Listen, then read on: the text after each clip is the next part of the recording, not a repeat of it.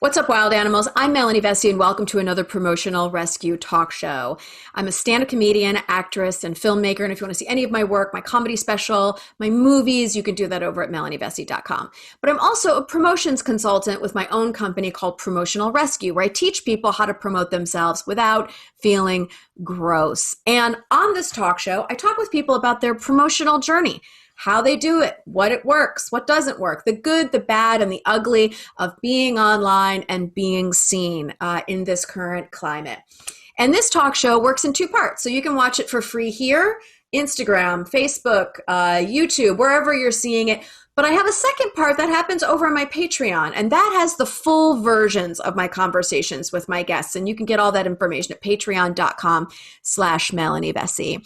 Just to give you a heads up, February 20th, that is this month coming up, I am giving the Promotional Rescue Website 101 workshop. So if you need a website that doesn't suck, please come to the workshop. It's just a $25 suggested donation. Girl, you got to make it here because we're just going to be talking about how to create a website that looks good, feels good, and is attractive to an audience and also works for you, shows people what you do, where you're going, where you've been, what's happening, how they can connect with you. I'll be covering all of that and how I build those websites over on Squarespace.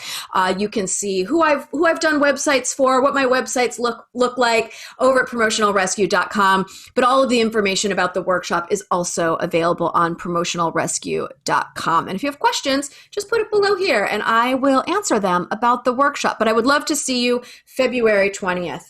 All right, on the show today, I have my old pal, Touré, he's a writer, he's a TV host, he's a journalist, he's a podcaster. I've known him forever. And the reason why I'm talking to him is he's had such an incredible online relationship with an audience. And he is political, he is smart, he has a very, very incredible knowledge of how to do this. I feel like it came to him really natural because in our conversations, he talks about how he does this, how he connects with his audience so that it feels good for him. It's really such a great conversation. Then over on my Patreon, we talk about because so many of my clients don't necessarily feel comfortable being political online, but Touré talks about specifically because he is political. It was a host on MSNBC and CNN, so he knows what it is to be in that political conversation and how he handles it and feels good about it. So Touré has written 6 books, one of them being a book about Prince called I Would Die For You. He also wrote this book called Who's Afraid of Post-Blackness? It's amazing. I just feel like this is such a fantastic conversation. So if you're an author, if you're a podcaster, this is a fantastic conversation for you to listen in on because Touré really has a knack for talking about this stuff, and he shares it so wonderfully. I could have talked to Touré forever. He's just a gem. You can follow him at Touré Show or at Touré on all the platforms. His podcast is called The Touré Show. Please connect with him. He's also on Patreon. And I hope you guys enjoy this chat. It's a real good one. So thanks so much for tuning in. Hey, Touré, how's it going? Hey, good. How are you? Thanks for having me on the show. You are so welcome. I'm so glad you're here. And I was so excited that you agreed to be on the show. And I've only known you for 25 years. So how could I ever say no?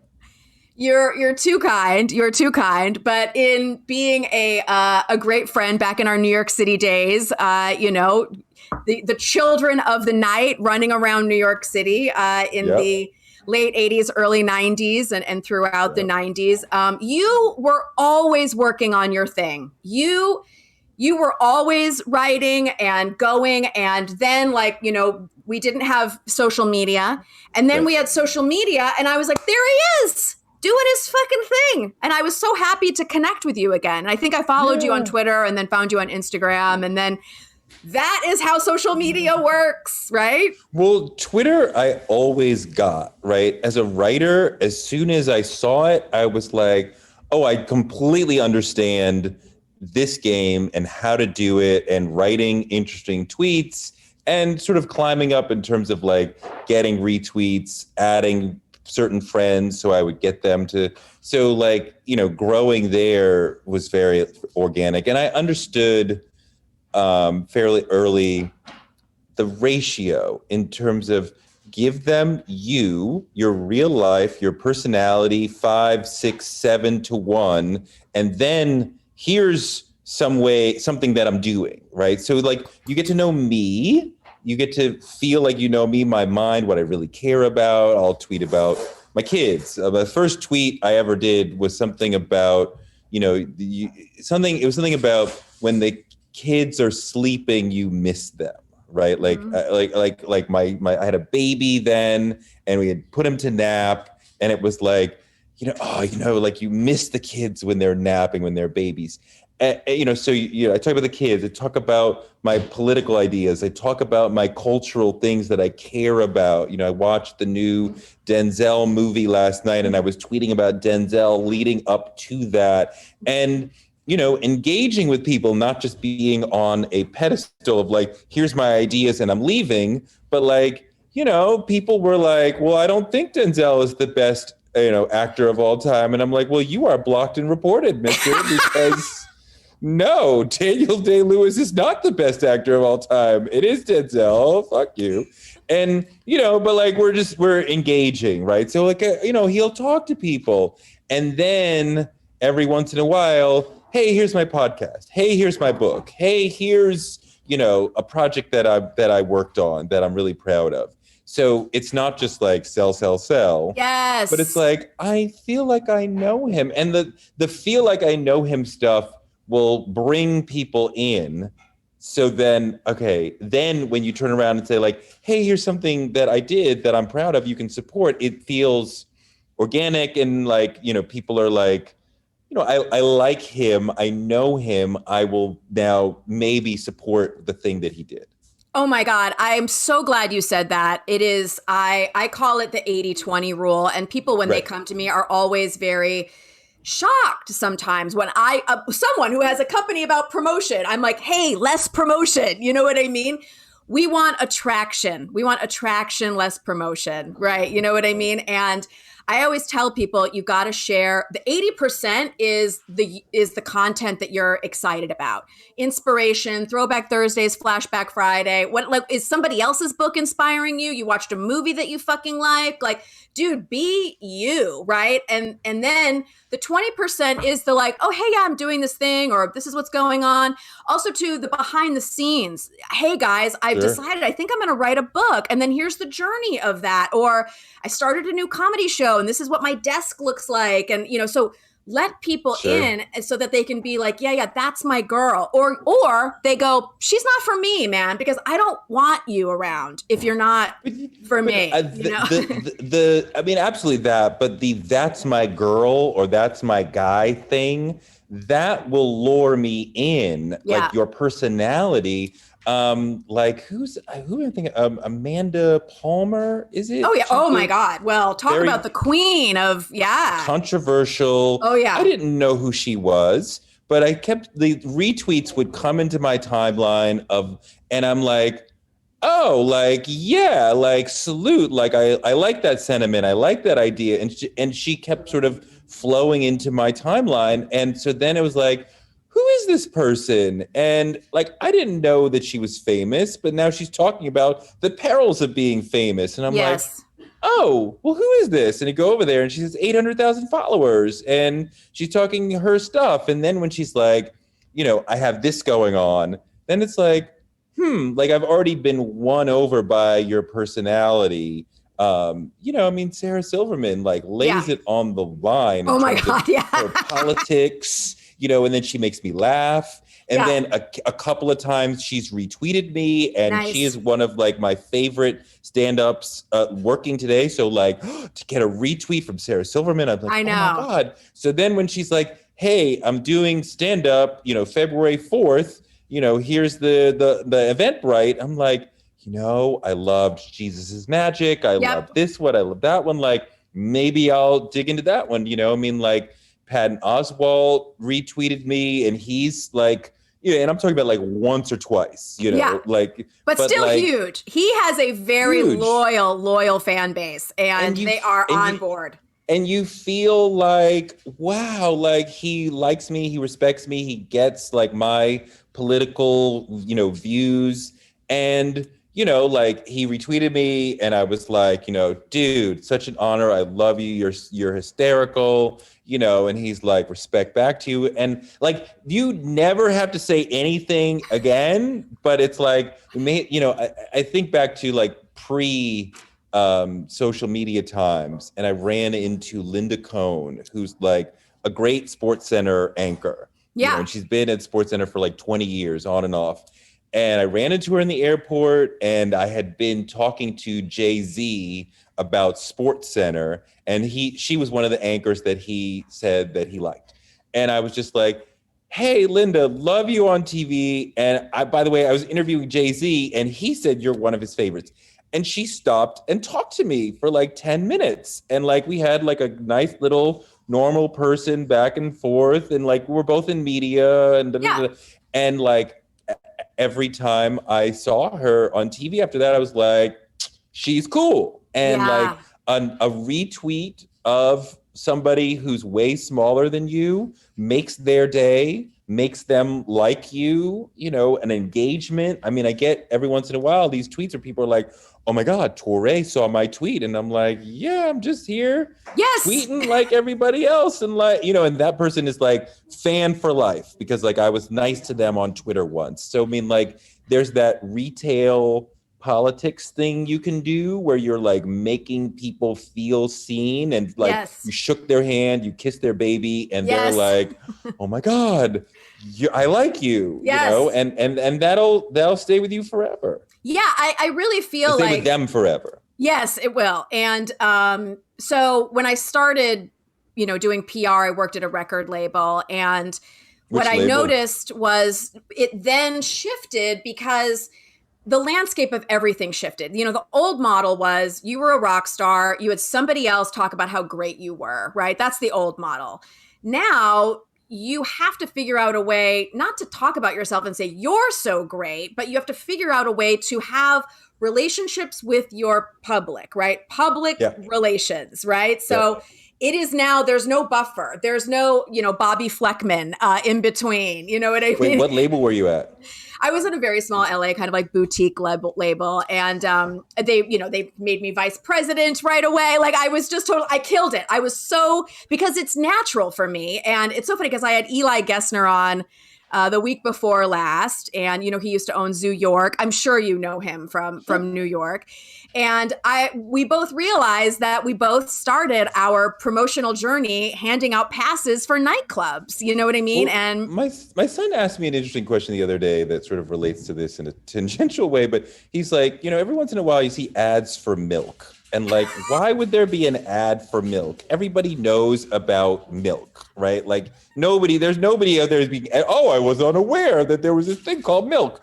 And I was like, that's a great question, but nobody is being educated about milk, but there's only 24 hours in the day and you're only paying attention, let's say 18 hours a day, and you're being bombarded with messages throughout that time. And if milk doesn't get their message in front of your face, then somebody else, orange juice, beer, water, they're getting their message in front of your face. And then when you go to the supermarket, you're thinking, oh, I should get some orange juice, I should get some beer, and you're not thinking, I should get some milk, right? So milk needs to keep, and beer, and everybody needs to keep saying, look at me. And so when you talk about the old model, there was a sense of, blast the public and then go away. Yes. And then blast the public and then go away. And you disappear for a year or maybe 3 years in the case of, a Sade. And like Madonna was one, and I'm not sure that it starts with her, but she was one who was like, no, I never go away. I am constantly finding ways to be in your face. And before social media, she's like, I got an album, I got a tour, I got a crazy interview, I got a book. I'm constantly, here's my movie. I'm constantly in your face because if you're not thinking about me, then you're Yes. thinking about Janet Jackson, or you're Yes. thinking about somebody else, and Whoever. I'm losing your attention. Yes. And that's kind of where we are now, that like Yes. you're being bombarded all day, and I have to keep saying, hey, remember me, remember me, remember me. But of course, going back, we want to do it in an authentic, an organic way. So it's not just I'm waving my hands, look at me, but I'm saying, hey, I have an interesting conversation for you. And it might be about Trump, it might be about kids, it might be about, you know, a new movie or new album that I love. And then it may also turn around to be about, hey, I wrote this book and I want to talk to you about it. Yes, yes. And I'm so glad that you're saying that, because I'm talking to indie artists, people that don't have a team of 10, right? They are literally, it's just them. They're wearing the 800 fucking hats, right? And the biggest mistake that I see indie artists make is, I call it exertion exhaustion. They push really, really hard and then they go into the cave, right? Or they come to me and they're like, I'm still recording my album, or I'm still making my movie, but when it's done, I'll contact you. And I'm like, no, like, start now before it's done. Because if you go into the cave and hide and you're not letting people in on this journey with you, and then you come out of the cave and all of your accounts are dark, or they haven't been posted on in 6 months, they're just totally like, what is this? Then you're not going to see the validation or the response that you feel like you deserve, or that you hope that you would have gotten. And then you're going to think that your product is no good. And I'm like, no, your product might be just fine. You know what I mean? But if you do this thing where you go away and come back and go away and come back, it's too hard on an audience for them to figure out what's going on with you, and they're not along on the ride. We do want to bring people into our lives, right? And like have them be part of your life. And like we said, organic. Like, what do you really care about? You know, I mean, like, even if I was a musician, just sitting around on Twitter and Instagram talking about, you know, I love this Fender, whatever Rhodes, like, you know, it's just such a great guitar because blah, blah, blah. And like, you know, that may sound like Greek to a lot of people, but like, or I just fell in love with this old Fleetwood Mac song. Oh my God, blah, yes. blah, blah, blah, blah. And I'm just like drawn in. Now, there's a sort of permanence within the general conversation that we want to have. Like, I don't want to disappear. Yes. If you don't have anything to say, people are not going to unfollow you because you're not tweeting, right? Like, I started a Substack, and then I saw my workload is growing too much and I can't keep this up right now. Yeah. And I still get tons of people coming in to follow my Substack. I'm not promoting it, but it's mentioned in my Twitter bio. I mention it in my podcast, literature, whatever. Yeah. So, you know, I'm still getting, so nobody's unfollowing me because I haven't heard from you for a while. But timing does matter. And obviously you would agree with that. We want to be like talking.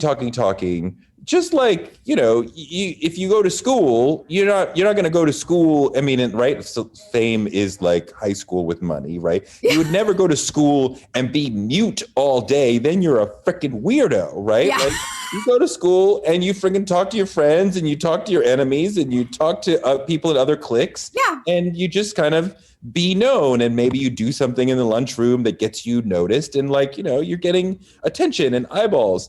And then when you have something to say, hey, I finished this project. Yeah. Here it is. You know, I did something interesting the other day because I was working on a book, and I did a whole series of tweets that just came to me. I guess it was kind of procrastination, but like it was about like the editor is mad at me that the book is late, and I'm giving like reasons why you should shut up and stop bothering me about the book being late.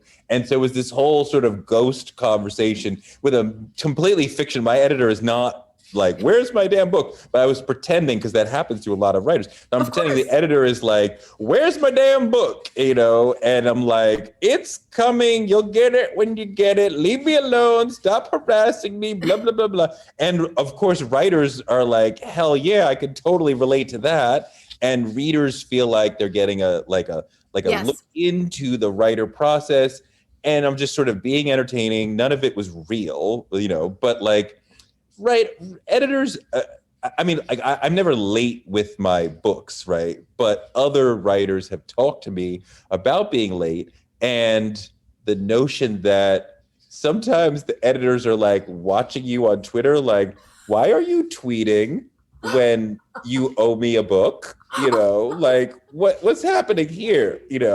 And so just playing on that whole thing. And it was just like, remember, I'm a writer and I am currently working on a book, and like that is coming. And it's not yet time to talk about what the book is about publicly, but I'm still like in the culture, in the conversation, in your face of like, remember me? I'm kind of funny. I'm kind of smart. I'm doing my thing. Da, da, da.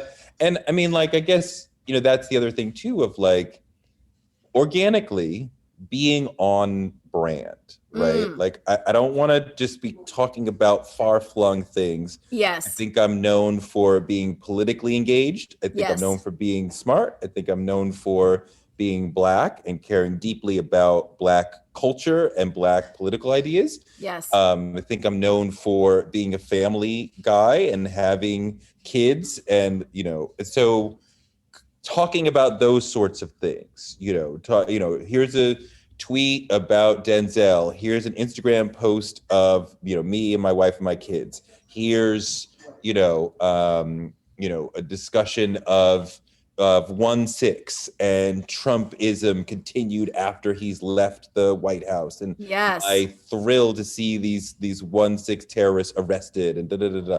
So we're sort of hitting those notes that me for, which is not to say don't expose people to a side of you that they don't know, but you are aware of like, this is what you're known for, and this is what you truly care about, and talking about those things will enhance people's understanding of who you are. Yes, absolutely. I couldn't agree more. It sounds to me like, I mean, you've written 6 books. You have, a podcast. You've written for Rolling Stone and New York Times. And do you feel like in your promotional journey that this came natural to you? I mean, everything that you're saying is everything I talk to my clients about. It sounds like it really came naturally to you. Do you feel like that? Or did you struggle at all in the beginning, just being like, what the fuck am I supposed to say here? Or... Well, I feel like to a certain extent,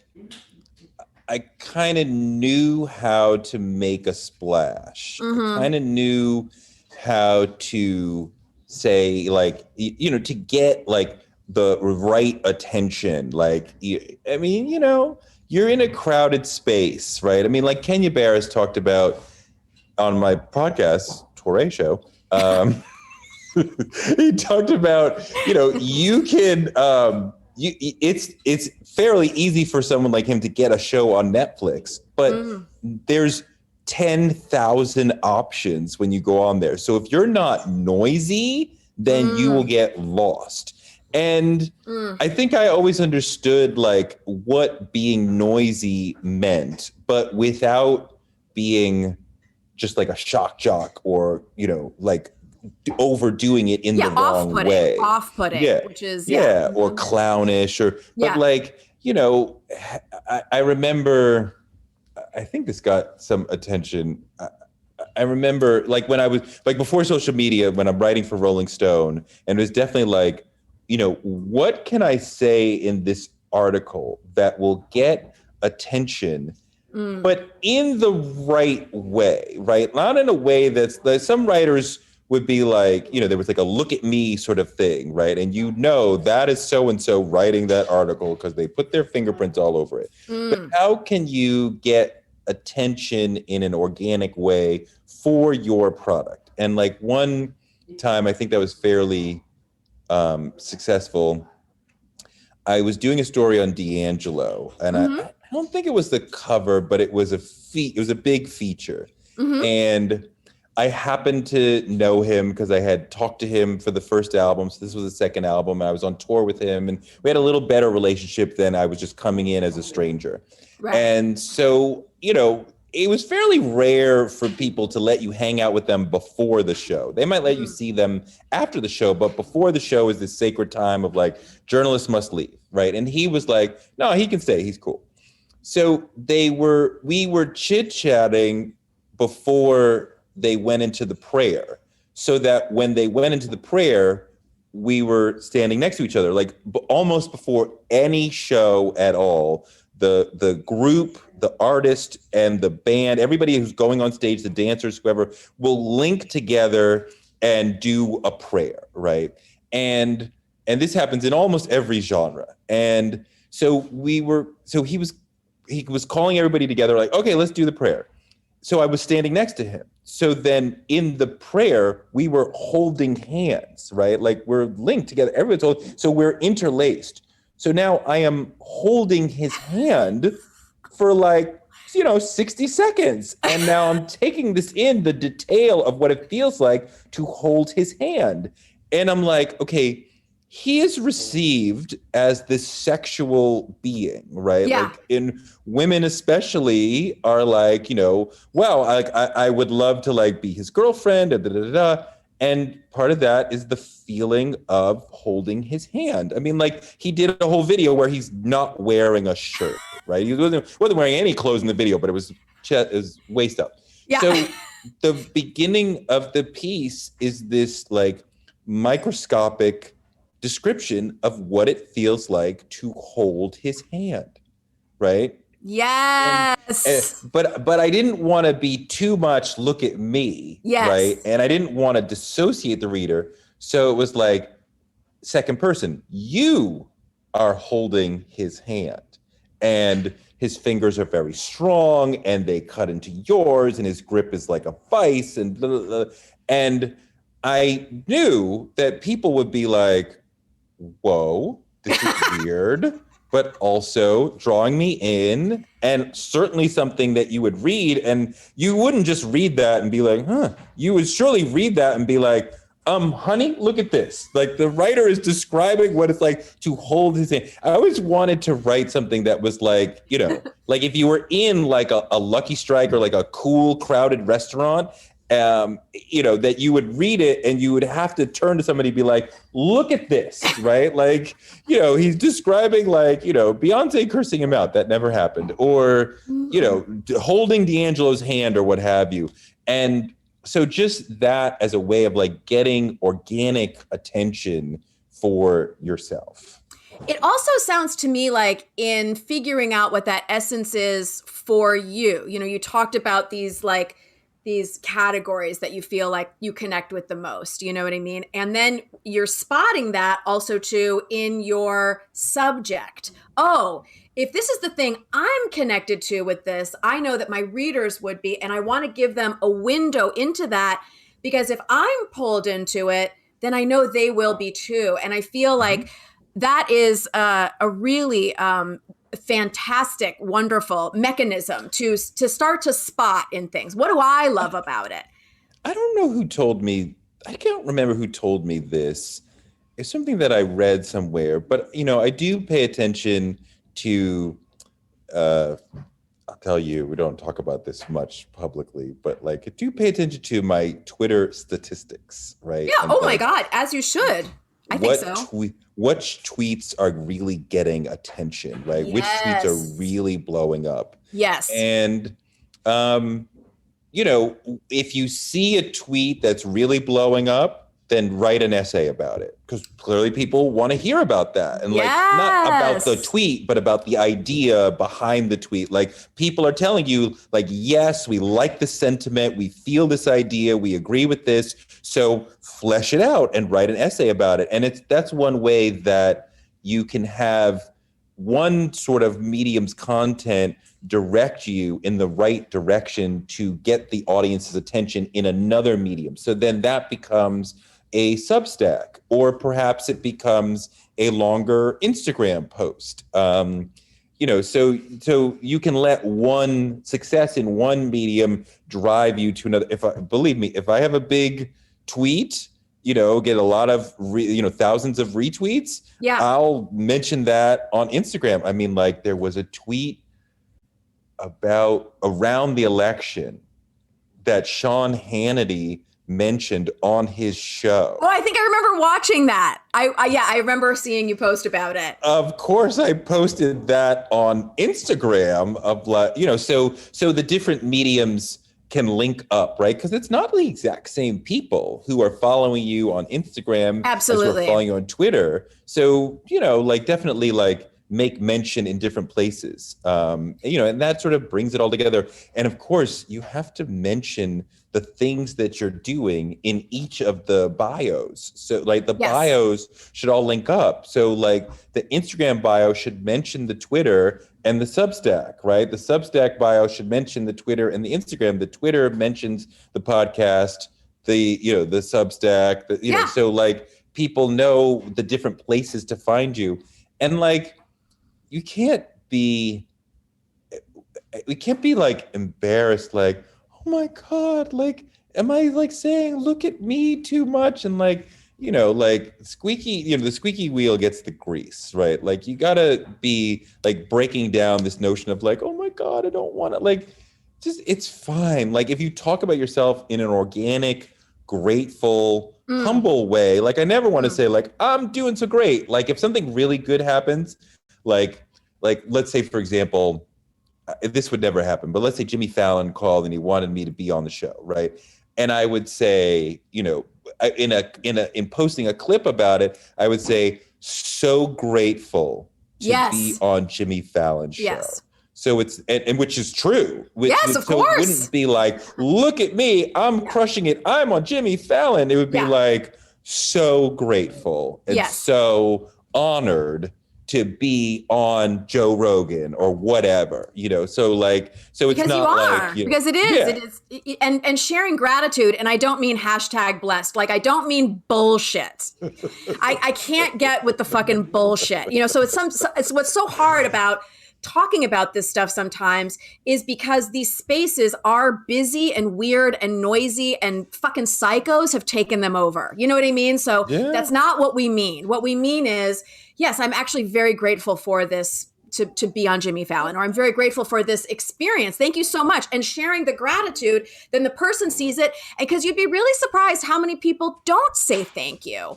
Don't thank the person. Don't feature them in their feed. Everyone's so precious about it. Like, no, thank you. It used to be kind of gross to show that you wanted to be famous, right? And I think the explosion of social media has democratized fame in that a lot more people can have a small amount of fame. We're not Brad Pitt famous. Yeah. No, we're not Jennifer Aniston famous, but a lot of people know our names, right?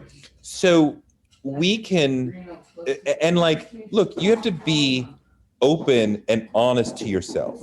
I want to be famous. I want to be known. So, like, push yourself out there. You can't say, I want to be known, but I'm afraid to post a picture of myself and to, to let people know what I'm doing and the promotional things that are happening for me. And like, you gotta like, just push it out. Like, it's okay. It's okay. And so because I talk so much about how to do this and feel comfortable about it, a lot of the times what I'm trying to do is I'm trying to get to the bottom of why someone doesn't want success.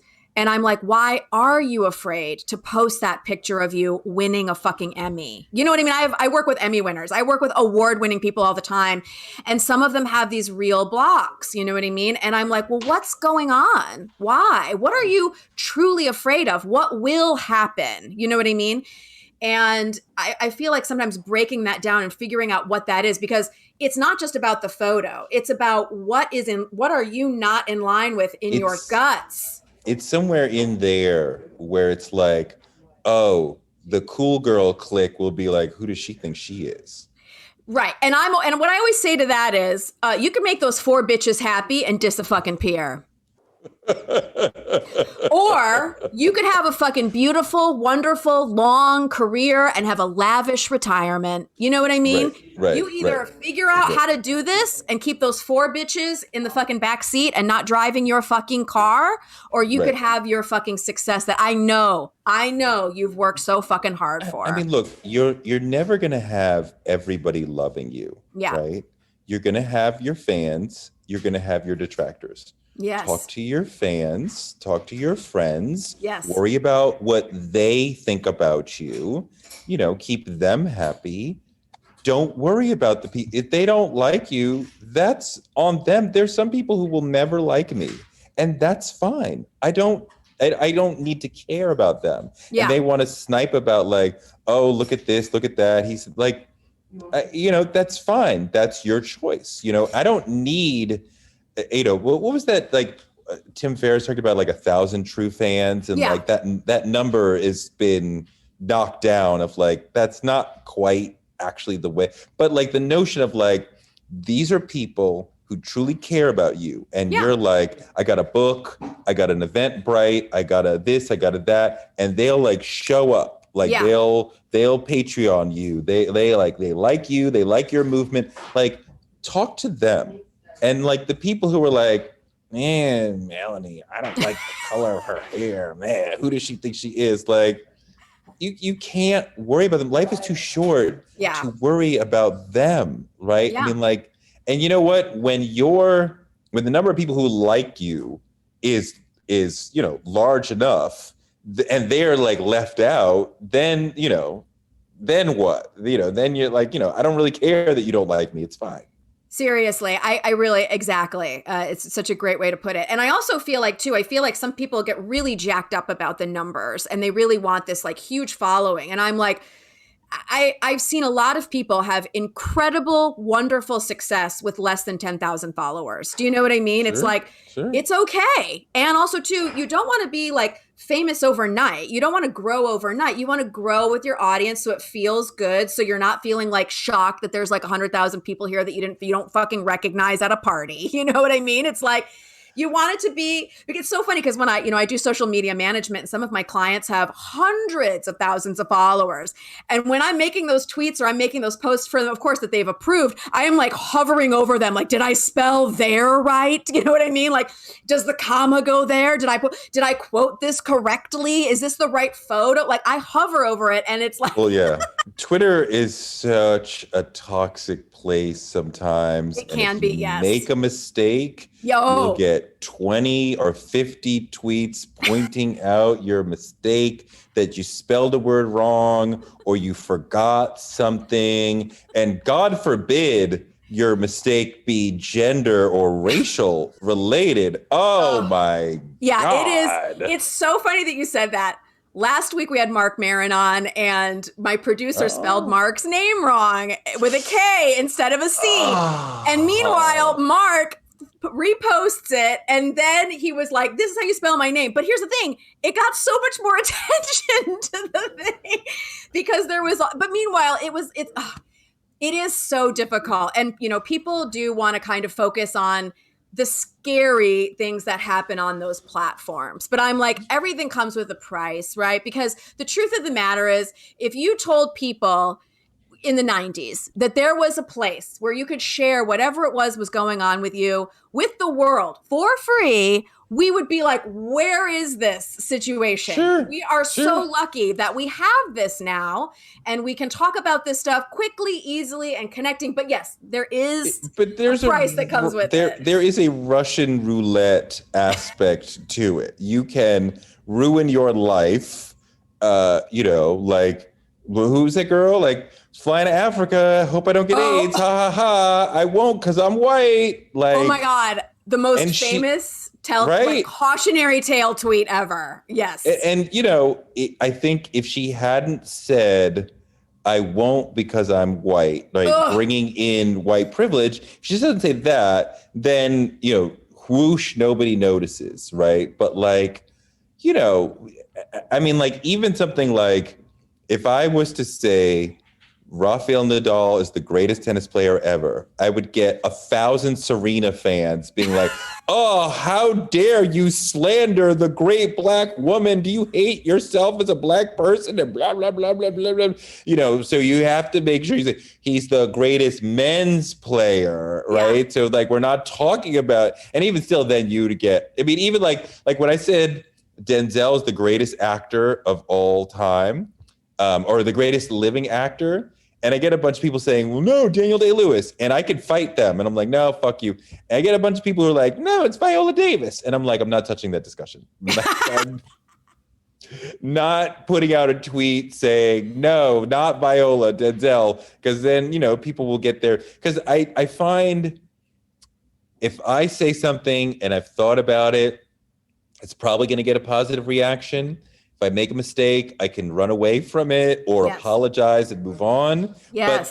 But in engaging, like that's where you might make a mistake that's bigger that you didn't see, that people can misconstrue. And especially in political terms, the right will purposefully misconstrue something you say and act like, oh, I'm so hurt that you said that Trump was racist. You're the real racist. I'm so hurt. And and now they're on the attack. And the Trump era pushed that into cartoonish levels to where if you weren't saying he's racist, the left is like, what the fuck is wrong with you? Seriously. But before Trump, they would be pretend. It was performative weaponization of outrage. And they would be like, oh my God, I can't believe you said that about Mitt Romney. I'm so offended. And oh, please. Yeah. I feel like so how I explain this to people is I feel like social media is just a tool. It's a hammer. You can use it to build a house or you can use it to break some fucking windows. You know what I mean? You get to choose what you do with it. And I feel like sometimes when people, because I do work with people that sometimes have issues around this. So I'm trying to unplug their fear around it. So how can I make an analogy around it, right? So it's just a microphone. It's just an amplification system. You're not mad at the microphone. You're mad at what people are putting into it. You know what I mean? With Twitter, I think that's absolutely right. And with Twitter, I have to think about how might this be misunderstood and dial it back and figure out how would a stupid person or a person who hates me use this against me? And every tweet goes through that filter. Yes. And how can I tinker with it to make sure that it's hate proof, right? That nobody's going to be able to be like, I hate you. Yes. And you actually slandered Black women or whatever. Yes. Now, Instagram is a much more loving, sweet place where you don't need to do that. And you can, it's not 140 or 280 now. So it's harder to make a mistake. You can explain yourself fully. Yeah. But I was clueless about Instagram for a few years, right? Just the following was very low. I didn't quite understand what to do. And somebody pointed out that pictures of you get a much higher return than anything else. Yes. And I don't want to be one of these feeds where it's just a ton of pictures of me. That's not who I am. Yeah. But it took me a minute to get over that feeling of just post a picture of me, right?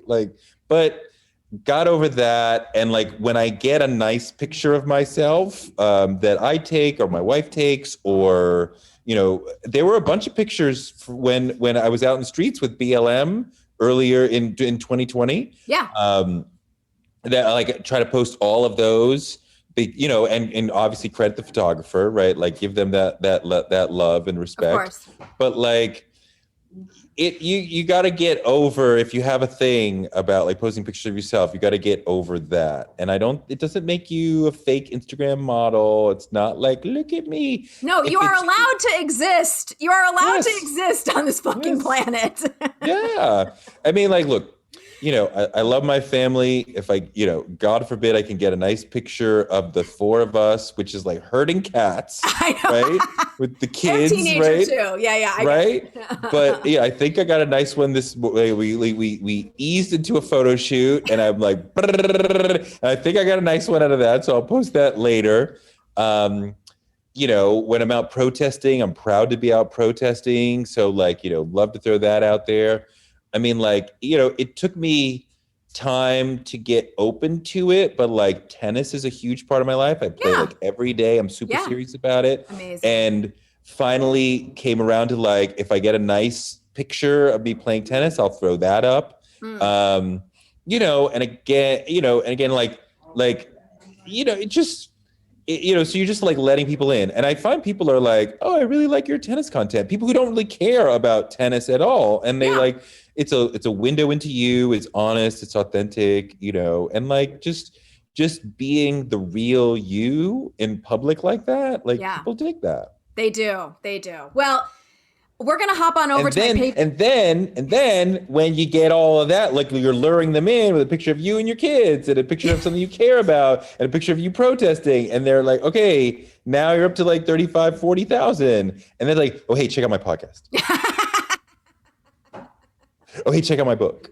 Right. So that's sort of, I mean, I think that my ratio was probably like 10-1 in terms of like personal content and then like full on promotional content. Yeah. Which is totally great. Well, we're going to hop on over to my Patreon and chat more because you're also very political online, which I feel like so many of my clients and people are afraid of. People are always like, I would never be political online. And I talk to them about it. And I want to hear more about how you deal with it because it is truly a part of your whole thing. And I feel like it has been, and you've done it with success. That's what I see from the outside. So I definitely want to talk about that. So you guys, we're going to go over to my Patreon right now, patreon.com/Melanie Vesey, and talk more with Touré. And you need to follow Touré, follow, favorite, and fawn over him. He's got a fantastic podcast. He's got amazing books like I have right here. And you can, I know, well, that's what you do, right? You just, to the audience, engage with the people in your life. If they're doing something, buy their book, go to their show, just support them. That is how easy it is to do that stuff. And hey, if you don't have the money to do it, just share it. Hey, my friend wrote a book. Hey, my friend's doing a comedy show. This is how we have a relationship with each other online that helps everybody. Those of us who are courageous enough to get on stage, yes, please, like throw us some flowers by like saying like, hey, I really liked Melanie's show. I really liked Touré's book, whatever. We love that. Absolutely. We live for it. So we'll see you guys over at my Patreon. Bye.